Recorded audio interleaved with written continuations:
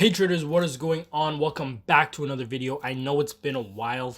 Um, if you go to my other channel, JD, you can just type that in on YouTube, JAHDEE. I'm going to make a video explaining what I'm kind of working on right now. So let's just hop into this trade. We sent off this trade into the community. There were not a lot of trade opportunities based on the few pairs that I'm trading right now. GN is one of them. It's hard to see right here. I think I can move this. Yeah, GN is one of them. We took a short position. I'll go through and explain it. These other positions, given a few things, we're looking for this bearish pressure, the whole idea of the war in Europe that's happening right now. We're looking for short opportunities, so we didn't really get to take much here. And then one thing as well, we would have been aiming for new lows for the week or whatever the case. So we didn't end up taking a position on this here. And then our other position, our other trade that we really looked into, our other pair that we really looked into was the pound USD.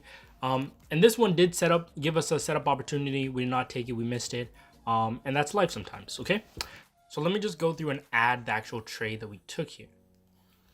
Okay, so let's just zoom in here so we can actually see. So this was an updated fib that we actually added from this high, right? From this high to this low. This was an updated fib. Our original fib placement that we had was this here, from this high to this low, given this day, and then we pulled up to the E1 level, and given the spread and everything just like that, this is where we ticked into our order with our stop loss placed about 100 pips just above the high. This is the really large candle here on the left. So this trade right here was not one of our best trade, but it is a trade that ended up on a winning side, and we can look at it and basically review, see how we might update things, how we might change things to improve later on into the next week. Is the trend changing? Did it hit any key levels? Things just like this. So I had this resistance line in, we battled it for a very long time. There was just a lot of consolidation. Given what's been happening the last 2 weeks or the last 1 week, 3 weeks, whatever the case, on these euro related pairs, euro, the pound, stuff like that, downfall had been happening. So we're looking for that liquidity area, that extension from the high to low, breaking the high and following through. Candle to the left in this case, as I go through and explain in other videos, sometimes the candle to the left can be a very large candle, and that is something that you don't necessarily have to take a trade on, but you want to ensure that your risk to reward makes sense, right? Is at least 1 to 3, and then also it's best that your stop loss is in the right place. It's not just our stop loss is a certain just 30 pips away or 20 pips away, whatever the case. Stop loss needs to be in a specific area to take it straight, okay? So with those factors, that helps us create a risk to reward ratio. So we had about risk 1 to gain 3. We're trying to gain about 300 pips with a risk of about 107, I do believe. And then we actually come down to the T2 level, which would have been one of our TP levels. But we were aiming for that risk 1 to gain 3. Just around this level, we did move our position to break even, just to make sure that we can't lose on this. And then we'll look to see how Friday comes along, which was this last day here.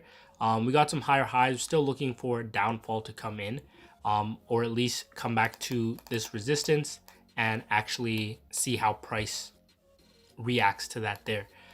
But nonetheless, what we can really much see is that price came back to this level. As I mentioned in the community, we're looking at this level to see how price would react, and it actually came right back up, and we're currently battling this area where we've had about a day, sorry, not a day, we had about like 5 hours, 6 hours of consolidation there.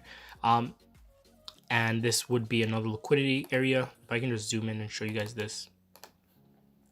From the high to the low, right, we're pulling up to those E1 and E2 levels. To what we would be looking for is a continuation of the downtrend, but we follow that day by day, okay? Okay, so at the end of everything, we're only able to gain about 60 pips on this, just above 0.5 R on this position, and it's a trade that took a very long time. But the point is that I want to specify in this is that We held our position as long as the trade stayed valid, okay? And as more trade opportunities came, we would have been able to update our update our fib areas, because we're still looking for trade opportunities in the same direction. And then when we actually get those, we would actually get a reduced stop loss, or we could just aim for the same target. All these things become factors. I did not end up taking another re-entry on this because this trade already had about 100 pip stop loss, and that is kind of the max that I go for. So I was just going to leave this, but I left the position in to at least run and hit the stop loss to prove me as incorrect, which it did not. And then price came down and failed to break below the support and make new lows, but we're still waiting for that in due time.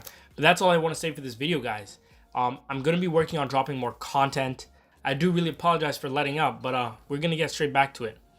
Catch you in the next video, guys. Thanks for tuning in. Make sure you subscribe, like the video. Really appreciate it. Let's catch you in the next one.